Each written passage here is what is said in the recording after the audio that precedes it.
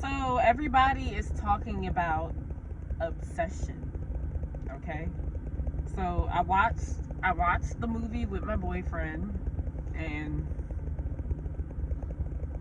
it disturbed me deeply. Like, the movie creeped me out. And the thing I like about movies like that is it was so simple and it was low budget. They didn't spend a lot on the movie, you guys. They actually made a huge profit in the box office. Like, a lot of people are going to the theaters and seeing this movie. But wow, yeah, the movie was creepy. Like, that actor, y'all, she did a good job. She did a good job. Okay. Now, the breakdown of the movie, I remember, like, when the movie first starts off, everyone kind of feels bad for Bear because of how he's, like, they just kind of feel bad for him at first. He has this crush and he's not sure if she likes him back. It's like, a little thing. You see him with his friends. He tries to talk to his guy friend about it. He's like listening, but he's not listening. And Bear he still feels isolated in a way. And then you have Sarah, who really, cares about him and likes talking to him. But he clearly doesn't see that Sarah likes him. Anyways, long story short, I'm gonna just keep this brief. If you didn't watch the movie, just click off. I forgot to say that. Don't watch this. But what stands out to me the most about the movie is the fact that, and I've watched a few movie reviews or people giving their own breakdowns of Obsession, right? The common theme of the movie is when he goes and gets that Make-A-Wish Willow thing, breaks the thing, breaks the little thing, and he was being like sarcastic about it. I remember, I'm kind of skipping through some things here. I just remember at one point, him and Nikki, right? They were in the car, and he was trying to like muster up the courage to say how he feels about Nikki, right? And then Nikki kind of picks up on it, and she simply asks him, "Hey, do you like me?" Literally just threw him a bone, made it easy. But he still couldn't do it. He lets her go into the house. She walks away until he breaks that thing. Oh yeah, I wish she loved me, which doesn't make any sense because she probably did have some type of feelings towards him. Like, you don't know, but you just gave up and then yeah. It was just weird, y'all. So that in itself, I was looking at him a little sideways, y'all. I was like, dude. And then it turns out, and this is when he didn't know it would actually work. That was the main thing. He did not know the Willow would work. Breaks the thing. He got all of a sudden you see Nikki standing on the porch looking weird as hell with this creepy ass just stance. And then that's when, well, obviously for the viewers, we can see that, oh, this actually works. And Nikki, that ain't Nikki no more. That's somebody else. So people say it's like an exaggerated version of Nikki. That's what a lot of people say. It's an exaggerated version of Nikki. Okay? So where she's like overly obsessed, overly in love, she'll literally sacrifice herself. She'll sacrifice her own needs just because she loves him so much, which is very unhealthy. And I like how they added that into the film, because wouldn't we agree? Some people love like that in real life. Like, they will literally neglect themselves. They won't set boundaries for themselves. They'll let a person just take. But yeah, and all this, like, yes, this is the entity or Nikki, right, that's acting this way. But we're gonna focus on Bear for a second.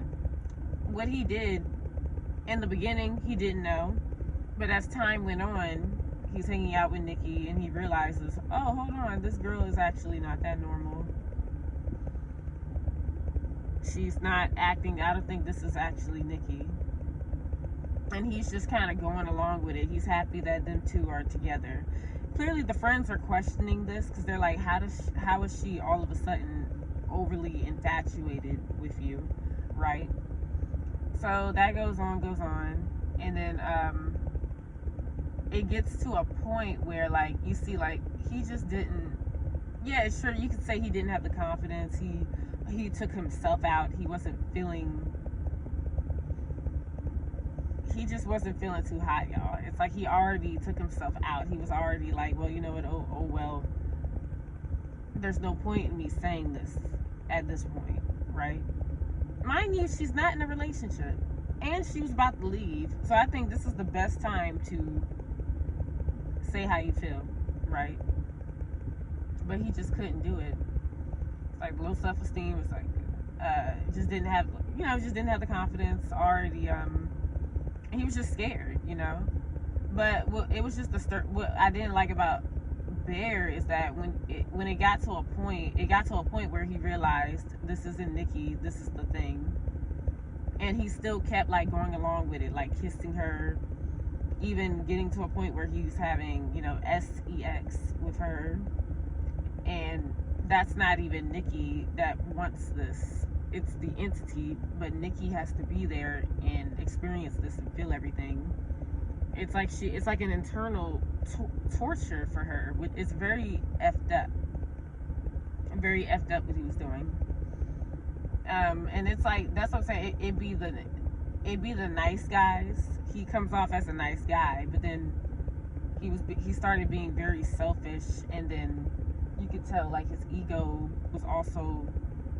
ego got bruised at some point in the film as well. There was like a scene where Nikki was laying in bed and the entity was sleeping, and the real Nikki came up in the covers, and she was like, Bear, kill me please, just begging him, asking him to do a simple, just take me out of my misery, because this isn't me. It literally is not her, y'all.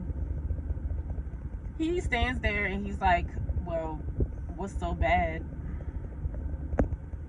So he stands there and he's like, well, what's so bad about being with me? And it's kind of like, what do you mean, what's so bad about being with you? You're making this about you. That's not Nikki. And then she said, we were never together. Something like that. You were never with me. And which is true. They were never a thing. This was a wish that was made, and this entity took over, and now Nikki can't even decide whether she wants to explore this or not. It was forced. She's forced into this. Bear's not realizing that, and that's why I'm just gonna keep this short. Everything that happened in the film, it got to a point where the entity became overly obsessed to the point where it started killing people. It killed Sarah because she caught on and realized Sarah likes Bear. She did not like that. Eventually kills her. The friend gets killed. He comes up to the house. She pulls a gun, shoots him, and then eventually Bear comes to the conclusion that he needs to kill himself. But then he almost chickened out of that. He tried to use a gun, couldn't do it. Takes the prescription pills. And then he literally was about to chicken out of that, y'all. And then he was about to put his fingers down his throat, but then it was like too late. And the girl flipped the she had her own Make-A-Wish Willow, and she flipped it on him and wished him to be fully in love with her. Unfortunately, because he took them pills and he didn't throw them up fast enough, he ended up dying, thank God, from the overdose. And at that point, it released the entity off of Nikki. So Nikki finally came to before the entity decided, oh no, the love of my life is dead, I'm gonna kill myself, whatever. And yeah, so the entity is gone. But then the regular Nikki comes back to life, and she sees all the damage that has been done, and she sees all her friends dead. And it's kind of like, okay, what the actual hell? So even though, yeah, Bear did that selfless act in the end, it's like, what life is she gonna have? How is she gonna prove she did not kill them people? it's like her life is still ruined, and she is psychologically, mentally scarred. Like, she's jacked up. And then, it's like everyone is saying this is a common theme. This was all Bear's fault. It was all his fault. Even the entity was saying it. This is all your fault. There were other things he could have wished for. I think everyone talks about that. He could have wished for, like, you know, the courage to even say how he feels about Nikki. He could have, like, maybe even worded the sentence better. Instead of saying maybe love me in the effing world. I wish you loved me in all this effing world, whatever the hell. Or love me more than this effing world. Could have been like, oh, I wish we could hang out together. I wish we could have feelings for each other. Something, maybe even something like that. I don't know. Potential feelings. The way you word it is everything, right? But at the end, this was all about him. It was just him, like, just not speaking up. He was just being too careful. He used this method selfishly. In the end, just because it was easier, it was comfortable. Didn't really have to challenge her. He was able to take her by force, you could say, which sounds so messed up, but that's what it was. He was able to take her by force, do whatever he wanted to do, as long as he showed no interest in anybody else but her, because she was going to kill somebody, which she did, clearly. But yeah, it was all him being selfish, and then having his ego bruised. So he was like, oh, well, I'm not going to do what I need to do. I'm going to just let you suffer in this. It's just not fair. So everything just comes full circle. It was all effed up. It was selfish from the get-go. And that's why, like, some of these nice dudes, you do have to look at them a certain way, especially when they say that they're nice. And it's kind of like, yeah, I don't care. You're not that nice. Like, anybody can switch up at any time. And you saw what Bear did. Mood change. She was like, oh, what's so wrong with being with me? Like, nigga, she's not even in the driving seat. She can't control herself. The entity is driving her. Anyways, if y'all watched this all the way through, did y'all see the part? I like how it kind of reminded me of Talk to Me. If y'all watched Talk to Me, do y'all remember when they would let the demon take them over, and then they would kind of like, the demon's like driving, and they're kind of just there on the side as it's like possessed, and it's telling all these stories. That shit did kind of backfire, because someone stayed possessed or stayed under a little too long, and then they started hurting themselves. And thank God the kid was okay. But then that whole movie, I cannot wait till the second part of that movie comes out, because that was a really good movie as well. But yeah, you guys, it was pretty, wow. It was just interesting. It was an interesting watch. Definitely creeped me out, because it's like there's people like that, like the overly obsessed type and all that.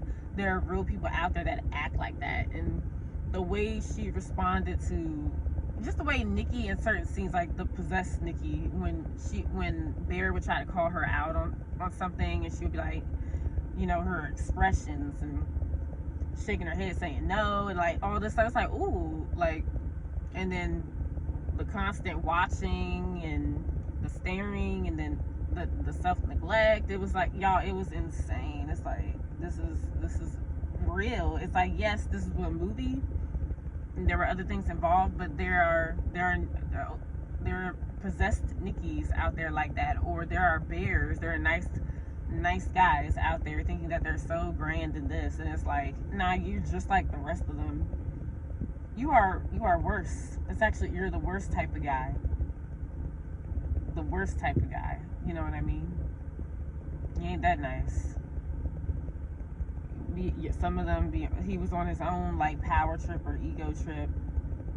And then it finally got the balls when it came to the end. But it was like, dude, you got people killed because of this. People are dead because of you. Because of, like, yeah. sad. Yeah, it's insane. It's just like, it's crazy. Mm-mm. Switch up. It's so easy for the switch up. So fucking easy.